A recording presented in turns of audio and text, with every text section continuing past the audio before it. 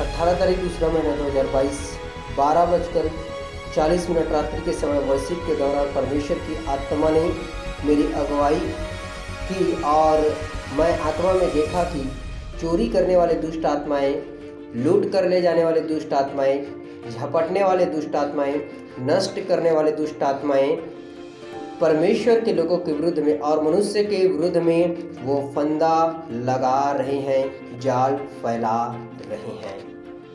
पहला पत्रस 5 अध्याय उसका 8वां आयत में इस प्रकार से लिखा हुआ है, सचेत रहो और जागते रहो, क्योंकि तुम्हारा विरोधी शैतान गरजने वाले सिंह के समान इस खोज में रहता है कि किस को फाड़ खाए।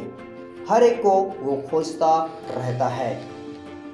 शैतान अपने लोगों को मनुष्य के लिए लगाया हुआ है निरंतर, और वो स्वयं प्रभु यीशु मसीह के पास में वो गया और परमेश्वर को वो स्वयं फंसाना चाहा, लेकिन परमेश्वर उनमें से बाहर आ गए। लेकिन आज मनुष्य के लिए फंदा लगाया जा रहा है। मैंने आत्मा में देखा कि ऐसे जाल फैला रहे थे कि शिकार होने वाले को पता भी न चले।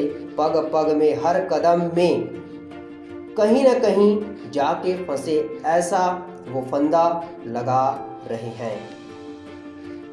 कई लोग वो मिलकर ये काम कर रहे हैं और जाल फैला रहे हैं।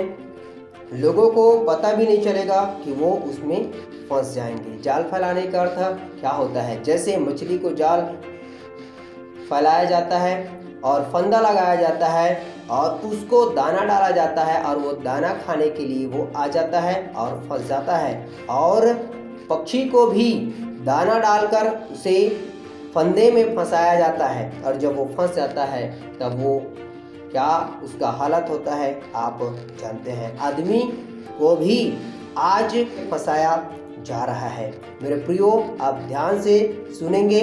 लालच, पैसा, गंदे काम, गुस्सा और मजबूरी, जलन, हजारों प्रकार के, लाखों प्रकार के आज शैतान के पास में फंदे लगाने के लिए आज उनके पास में आपका पूरा जानकारी है। स्वयं शैतान आपसे, आपके बारे में अधिक जानता है। वो आपको आपसे अधिक जानता है और वो आपके हर एक कमजोरियों को वो जानता है। आपके हर एक कमजोरियों का डिटेल उसके पास में है। आपके हर एक इंफॉर्मेशन उसके पास है। सावधान हो जाएं। आत्मा में देखा वो बहुत क्रूर है। एक बार जाल में कोई फंसा तो उसमें से कभी वापस नहीं निकल सकते, और जैसे ही कोई फंसता है एक दुष्ट आत्मा आती है, उसको तुरंत झपट कर लेके चली जाती है। कुछ सोचने समझने का मौका नहीं देती। वो कई लोग हैं, एक विचार करने वाली दुष्ट आत्माएं हैं जो हमारे विरुद्ध में निरंतर विचार करते रहते हैं। एक जाल बिछाने वाली दुष्ट आत्माएं हैं। पग पग में जैसे मांस बिछाया जाता है वैसे ही जाल लगाए जाते हैं। एक से बाहर आए तो दूसरा जाल हमारे लिए तैयार रहता है। एक यहाँ तक के लिए होता है, वो हमको लालच दिखाकर उस जाल में पहुंचाती है, अर्थात वो हमको वहां तक लालच दे करके लाती है। जैसे कि नशा का लालच देकर पाप में गिराना, और पद का लालच देकर, नाम का लालच देकर, गाड़ी है, साधन है, और धन दौलत का और व्यभिचार का, हजारों प्रकार के उनके पास में आपका पूरा डिटेल है जो आपकी कमी है, कमजोरी है। एक जैसे शिकार फंसाता है, तुरंत एक झपट लेती है, मौका नहीं देती छूटने का, उसमें से बाहर आने का। एक तुरंत तो मार डालती है कि कभी वापस ना जाए। ऐसे वो लोग बहुत क्रूर हैं। बयां से बाहर है, मैं बयां भी उसको नहीं कर सकता, वो मेरे बयां से बाहर है। मेरे जो मैं बोल रहा हूँ उससे भी वो कहीं ज़्यादा है। और शिकार के फंसने के बाद क्या हालत होता है आप स्वयं जान रहे हैं। आत्मा में देखा कि वो योजना इतने चालाकी से बनाते हैं कि शिकार होने वाले को पता भी नहीं चले।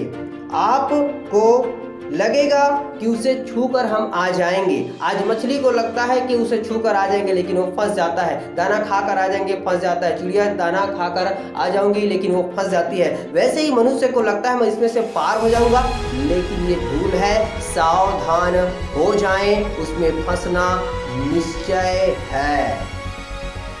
इससे कैसे बचेंगे? बड़ा भयानक है। आपके विरुद्ध में, हमारे विरुद्ध में उनकी योजनाएं जो है बहुत ही सटीक है, उनका प्लानिंग बहुत ही सटीक है, और ऐसा वो वार करने वाले हैं कि पूछो मत। और वो आपके लिए वो जाल फैला रहे हैं, और उसमें से निकलना बहुत ही मुश्किल है, इम्पॉसिबल है। लेकिन परमेश्वर के वचन में कहा, इम्पॉसिबल को पॉसिबल में बदलना परमेश्वर का काम है, असंभव को संभव में बदलना। एक इससे बचने का आयत मेरे पास में आया, नीति वचन 1 अध्याय उसका 17 आयत, क्योंकि पक्षी के देखते जाल फैलाना व्यर्थ है। आप यदि बचना चाहते हैं तो 2 कदम उनके प्लानिंग से आप आगे चलिए। जाल लगाने से पहले आप पार हो जाइए, या जाल लगा रहे हैं उसको देख लीजिए और उस जगह पे आप पांव मत रखिए। आप पहले से आप परमेश्वर में आप बने रहो, अर्थात आपको पहले से जानकारी हो। निरंतर परमेश्वर की संगति करने से आपके ऊपर में परमेश्वर का आत्मा आएगा। जैसे वो अपने लोगों को अगुवाई देता था, आपको भी अगुवाई देगा, और कहाँ जाना कहाँ नहीं जाना वो आपके रास्ते का तय करने वाला परमेश्वर वही होगा।